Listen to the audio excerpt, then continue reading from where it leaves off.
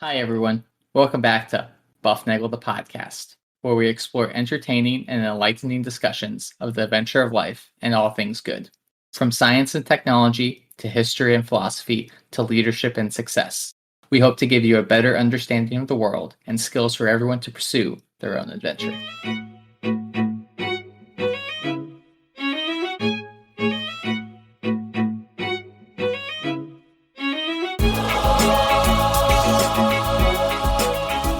Hey everybody, welcome back to Bufnagle the podcast, where we talk about all things good in the pursuit of the adventure of life.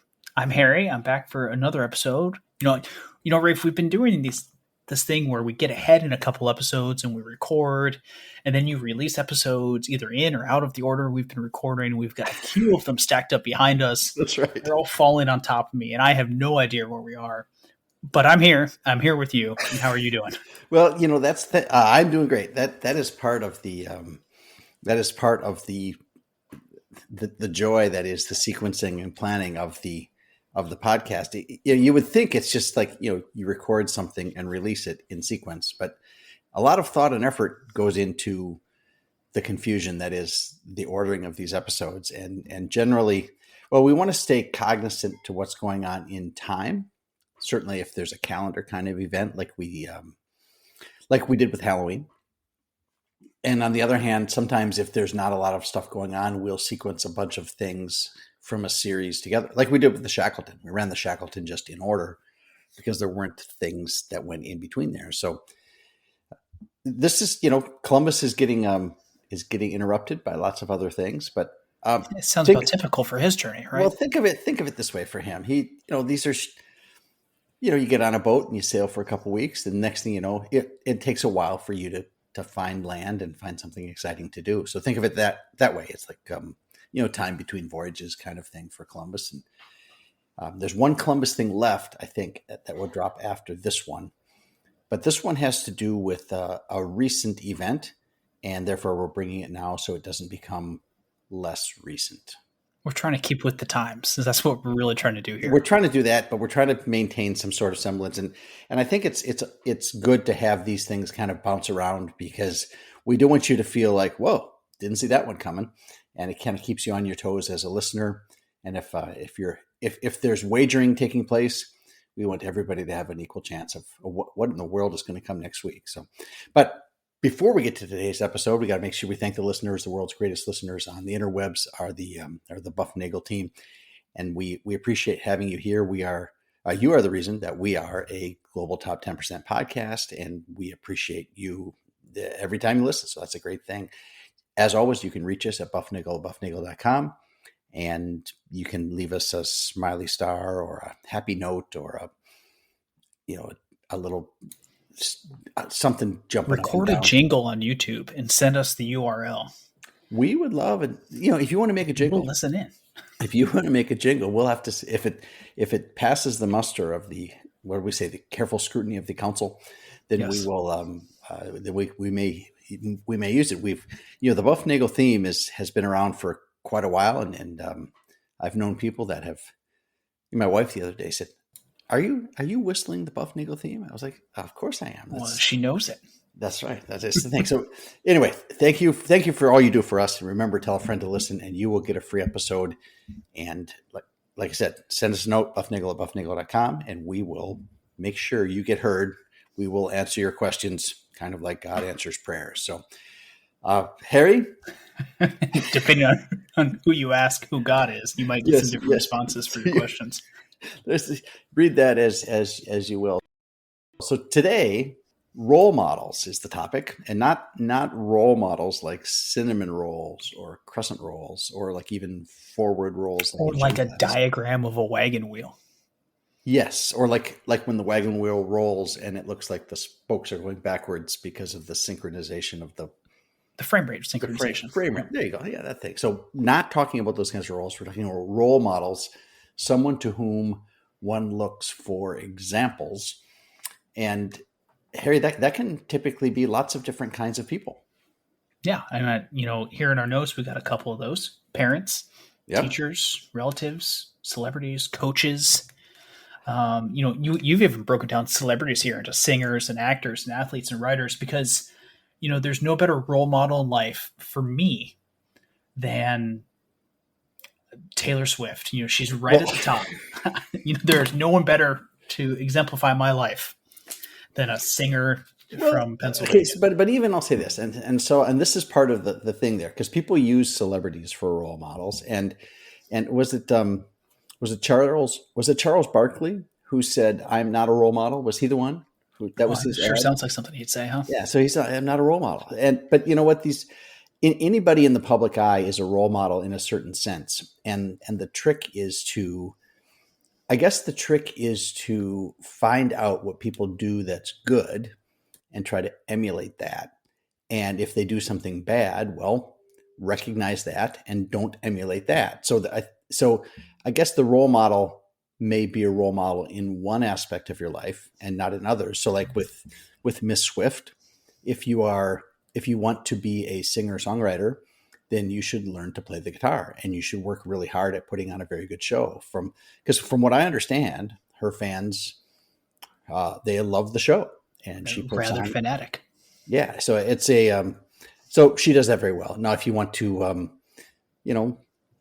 there's other things she does that I probably wouldn't. Dating lessons. Well, I might not encourage my daughter to behave like that sometimes, but you know what? There's a lot of ways to do things well. Avoid the really bad ones, and I can't say I'm finding a lot of fault with Miss Swift, but apparently she and this football guy, Travis Kelce. Did you know they're dating, Harry? We one time made this mention of Bufnagle podcast. We'll never delve into sports or current events, and we're towing that line here. Yeah, well, we generally don't do sports and current events, and the reason we do is no matter what opinion you take on any of those, you alienate half your audience. So, and that's why I'm trying to take a rather neutral line on them. And you know what? If they're doing good, Harry, with a capital G, hey, I'm all in favor of it. And let's promote that and let's push that on. But your parents can be role models. You can have teachers as role models, like you said. Other relatives, like your Uncle Dave or somebody like that could be a role model in a certain way. If they have an attribute that you seek, that you recognize as good, and they can become a mentor type or an example to follow. And you wish to emulate that, right? Yeah. I think that's the whole point, is that they are modeling a role for you, and that's good. It's easier to follow an example. What do they say? It's easier to edit than to write, and it's easier to mimic than to think it up on your own. So we ought to pursue those things that are good. But just because one part of a person is good doesn't mean that's everything about them, right? Like we talked about Percy Shelley when we talked about Mary Shelley and Frankenstein, that he may be a great poet, but I'm not sure I'd recommend any young woman to date him. He was not. Don't use him as a model spouse in training. Maybe just use him as a model suitor. Poet. Yep. Do not have him as a suitor. And the risk of all those things is you can risk on both sides. You can ignore bad things that people do if you just try to emulate the person, or you could ignore good things they do if you just decide to dismiss that person as having too many faults. Yeah, and I think this is probably something that comes down to, I think we probably see it most often political statements, right? Somebody on the other side of the aisle, we don't like them automatically because 95% of their core beliefs are different than ours. And we therefore dismiss that other 5% that actually could be really good. And we don't even see it. We don't even allow ourselves the opportunity to better ourselves by taking somebody else's 5% that's really good and taking that in. Yeah, and that's the cancel culture idea, right? If you make one mistake, you are out.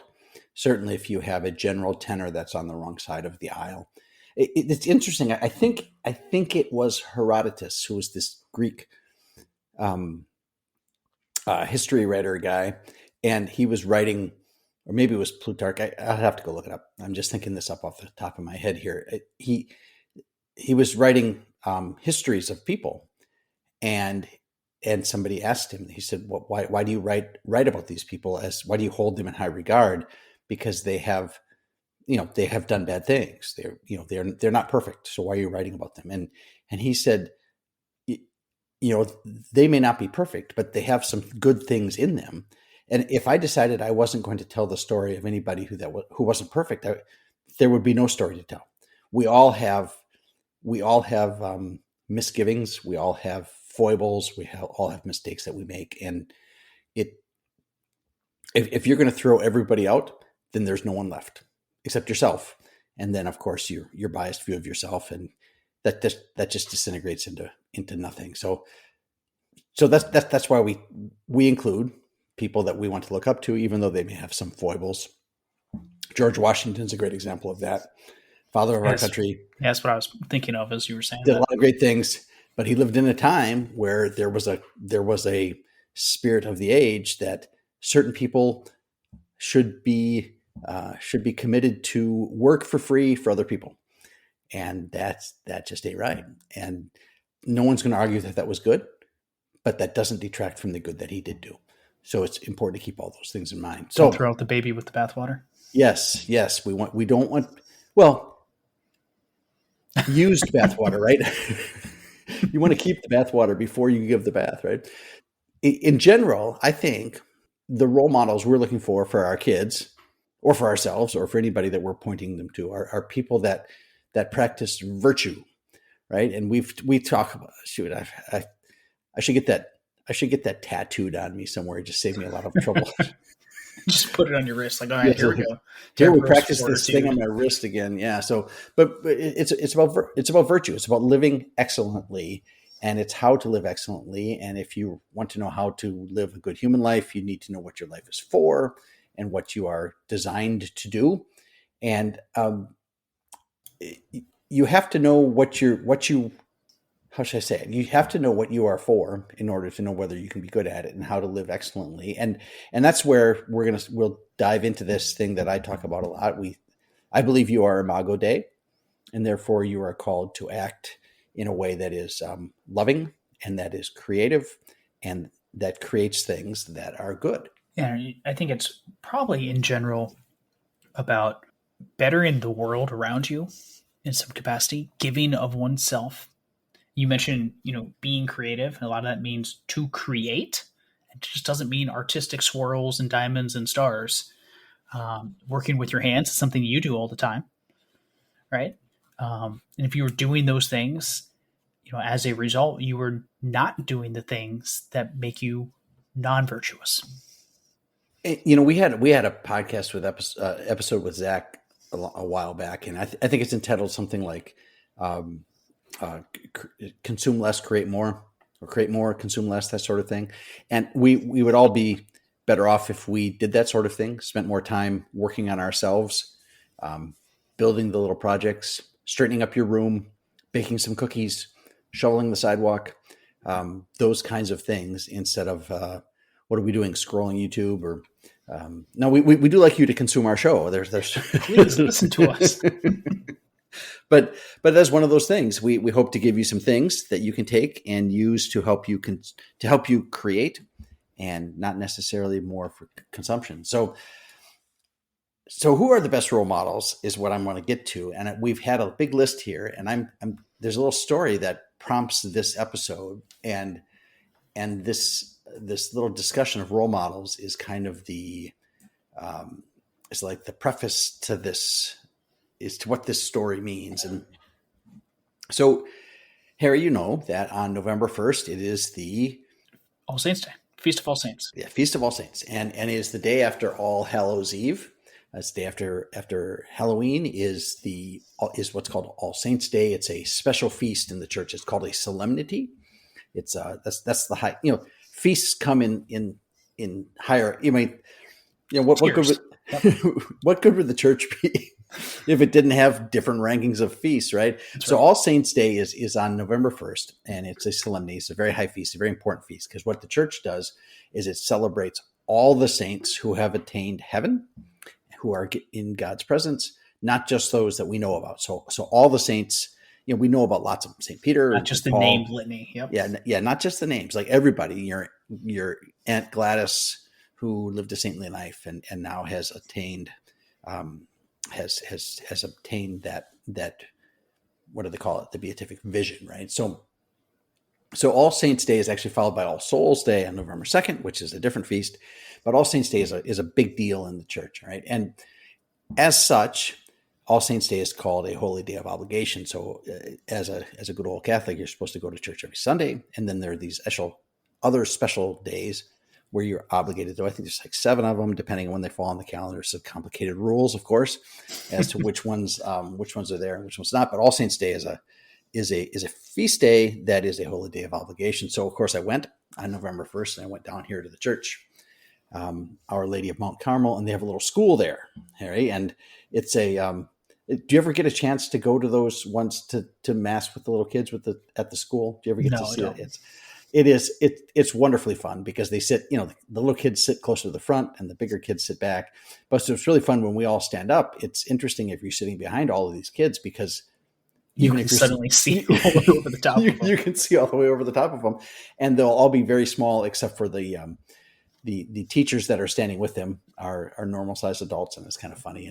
And the singing is done with lots of very high pitched voices, and they're not particularly in tune, but they sing with gusto, and there's a little bit of squirming, lots of energy in the room. And I went on November 1st to the Feast of All Saints at Our Lady of Mount Carmel here, and they do this thing there at the school where the fourth graders study particular saints. I think it's in October. I'm sure maybe they start at the beginning of the school year. I'm not really sure, but by All Saints Day, they have studied their saints, and they have a little presentation on their saint, I think, in their classroom. But what they do on All Saints Day is they dress up like their saint on All Saints Day. Yeah. Okay. In little costumes, kind of like a Halloween thing. And they go to mass as their saint, which is I just find it giggly funny because it's so awesome, because it's little kids dressed up like grown-ups. And that's always, it's always funny when the little 4-year-olds dress up like a policeman, or when your kids are wearing your shoes around the house. Yes, it's kind of like that, but it's yes, it's exactly like that. It's kids wearing saints clothes, and a lot of times they will be carrying props with them. Okay, so you can identify who the saint is, or they'll have something iconic to that saint. So, and some of the props that the kids carry are tools of the I guess the tools of their martyrdom. Yeah, I call it tools of the martyrdom. Tools of the way they were martyred. Instruments of destruction probably sounds way worse than it is. Well, it led to martyrdom, so it's pretty bad stuff. But they will carry like well, we'll get to that a little bit. But they carry props, all right. And at the end of Mass, what happens after the recessional, the people tend to hang around, and the fourth graders come up in front of the church, and they make a simple statement about their saint. And last year, I remember that the first kid that came up, I hadn't seen this before last year when I was here for the first time, and they bring a microphone up and they put it on a little mic stand right in front of the altar, and the kid comes walking out, and I look at this kid, and I can see that this kid is dressed as Saint Father Maximilian Kolbe. So he was dressed like Father Max we had talked about in episode 158.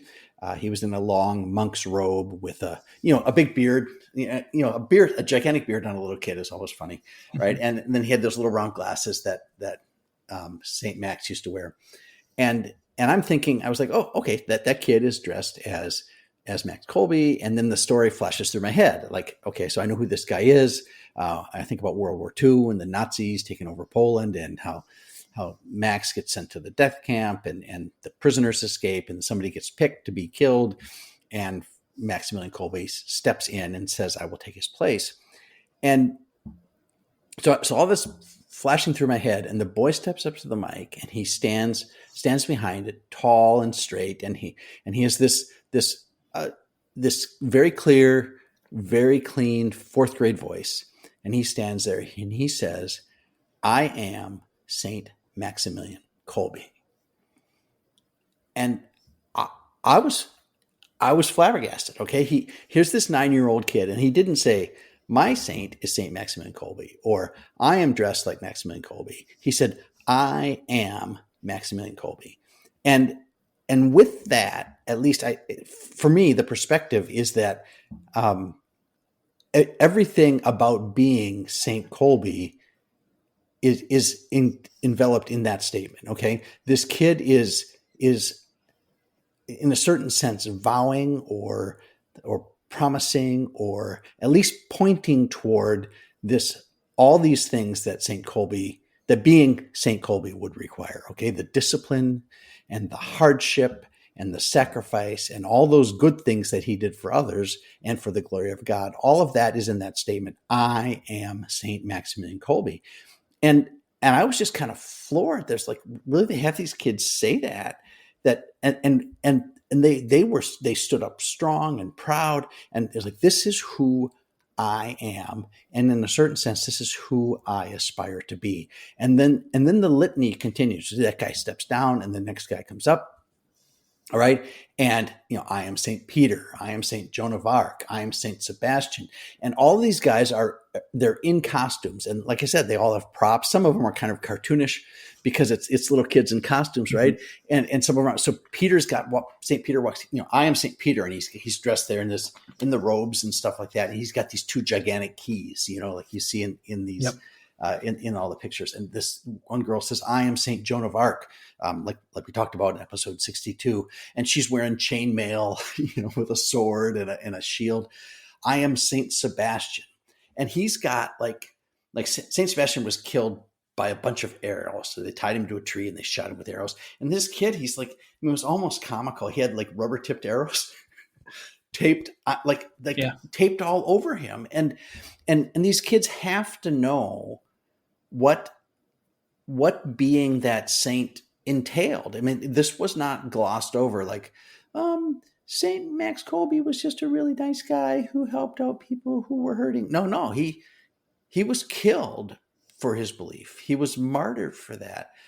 St. Paul, I am St. Paul. He walks up and he's got this gigantic quill pen and a thing to write, because he's writing letters. I'm surprised he wasn't like hanging by his straps to the edge of his horse. Yeah, he could have been wandering around blind after he fell off his horse. I am Saint Maria Goretti. She's there with lilies and an awl. She was a little girl, and she was about to be raped, and she said, no, this is a sin, and she fought off her attacker, and he killed her with an awl. Like this, like an awl is like a punch thing for. Mm-hmm. So she was like St. Thomas Aquinas had this really big book. I am St. Jude. He had this big axe because his head was chopped off. I am St. Padre Pio, and he's got all this. He's got the stigmata on his hands and it was and on and all these different saints. Some of them I've heard of, some of them I hadn't heard of. Some of them were pretty obvious, and dozens of saints, all studied by these 4th graders, all being shown as a role model. Okay, so they were pointing, these are the people to whom we can look to model virtue. All of these people are people who lived excellently. And then here are all these kids, these 8, 9, 10-year-olds, however old you are in 4th grade, testifying to a desire to follow that path. And in many cases, to follow that path to an end that, well, quite frankly, it's not very pretty.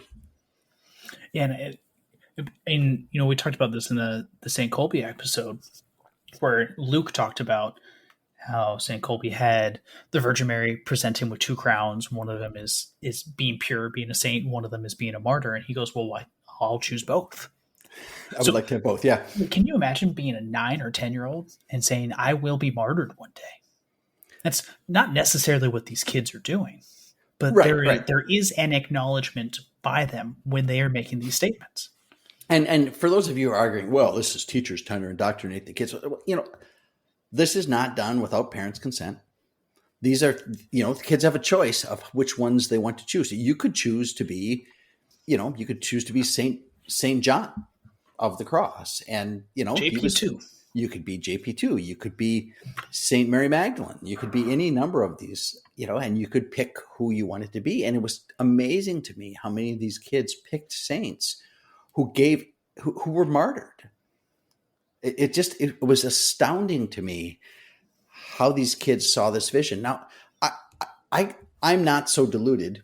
I'm partially deluded, but I'm not so deluded to think that all of these kids are going to be martyred or be saintly. Some of these kids are going to fall off the wagon. So I mean, it's life. This is how life goes. But I'll ask you this, Harry, you got kids that are what, almost 3? 1 and 3. We'll say 1 and 3. 1 and 3. So, you want things for your kids. You want them to grow up well and strong. You want them to be good. You want them to experience good, and you want them to do well. And there are a zillion ways to do good and to be a saint. And like, what do you want for your kids? And I tell you, there's as a parent, there's one thing I want for my kids. There's one primary thing, and that is the primary thing that I think parents ought to all shoot for. Your primary goal as a parent is to get your kids into heaven. And what else would you look for? I just want them to be virtuous and to live excellently. And whatever comes, it will come with sorrow sometimes, and sometimes it will come with joy, but it will be a true life. And hopefully will be one that will result in them being saints as well.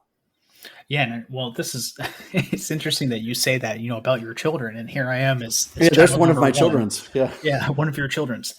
And I now see it from 2 different perspectives. One is the child listening to his father of, these are the things I want for you, right? And recognizing what that takes. And me being a father and wishing for the same thing upon my children, in the sense of, okay, now how do I do it? And I think as a parent, you end up experiencing and exemplifying more of what you want to do as a parent than as the wayward child. And I think in some sense, all of us are the prodigal son. We are all the prodigal son, but we have all of these examples and all of these virtuous examples of how to get back. Yeah, that is a story that is, if the parable of the prodigal son, I'm hoping people know that story. If you don't, it's a story of a guy. He's got 2 kids, right? Mm-hmm. He's got 2 boys, and the younger boy comes to him and says, Dad, the older boy is this great. He's like the perfect child, right? And the younger boy is kind of a ne'er-do-well. And he says, hey, Dad, I'd like my half of the inheritance now, because I'd like to go squander it, right? And Dad goes, okay, here you go. And, he gives him the money, and he takes the money, and he goes off to a foreign country, and he's just a ne'er-do-well. He wastes all the money, and he blows it all. And the next thing you know, he's employed as in a pigsty feeding the pigs, right? That's what he does. Mm-hmm.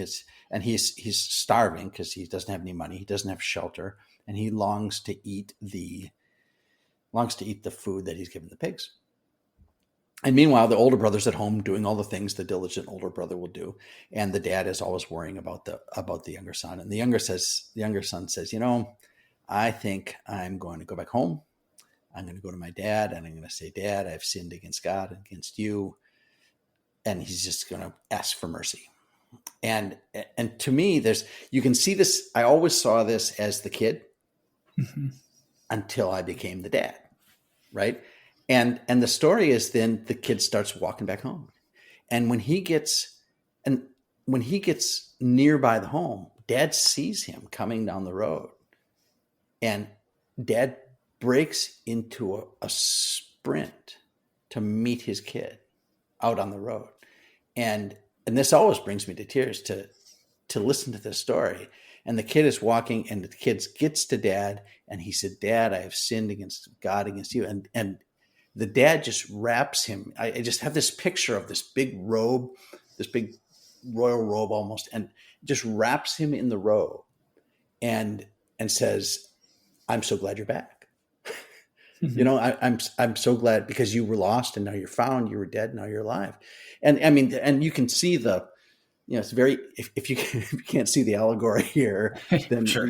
you got to go read something else. But there's all sorts of, and then he says, you know what? He calls the servants over and he says, hey, go kill the fatted calf, right? We're going to have a big feast because your brother's home. And then, of course, the older brother's like, dude. But I've been good my entire life. That's exactly what he says. Is what about me? You never even gave me he says, never even gave me as much as a kid goat to celebrate with my friends. And the dad goes, what are you upset about? Like everything, like you've had everything. Everything I have is yours. I mean, it's like your brother was dead. Now he's back. Come celebrate with us. Come on, everybody be happy. It's a big happy time, And that is the thing. I used to see it only as the child, like please take me back. Please take me back. And please don't be too upset with me. And now I see it in both things because I'm father and I am still son but that's the story. And you just hope that if your kids do get waywardy, that they come back, that they see this, that they're always welcome back. And if you're a parent, you want to do that because your goal is to get your kids to heaven. So there are a million saints out there that you can use as role models. Some of them more obscure, some of them very well known. Some of them with wayward beginnings themselves. We could do, I'm sure there's a podcast of stories of the saints, right? And you can go through, and you could have it go for years and do stories of the saints and tell all of them. And, a saint just means you made it there. You got yourself straightened out. You accepted the way. You accepted the way. Right. I always like to think of it as you are on a path, and your goal is to remain on the path, but the path is always lighted. So even if you are off of the path, you can still see where to go, but it's still your job to get back there. And that is the thing that's really interesting about the nature of sin, is because it's so alluring. Right. And that's what sin is. It's going off the path. It's missing the mark. It's not aiming right. Right. So in that analogy, it's like being off the path. You look over there, you see the light, and you're like, I kind of like it out here. I like it in the dark because nobody can see what I'm doing. And I got my old buddy Satan out here telling me to try more things and encouraging me to not go back to the light because it'll be too blinding.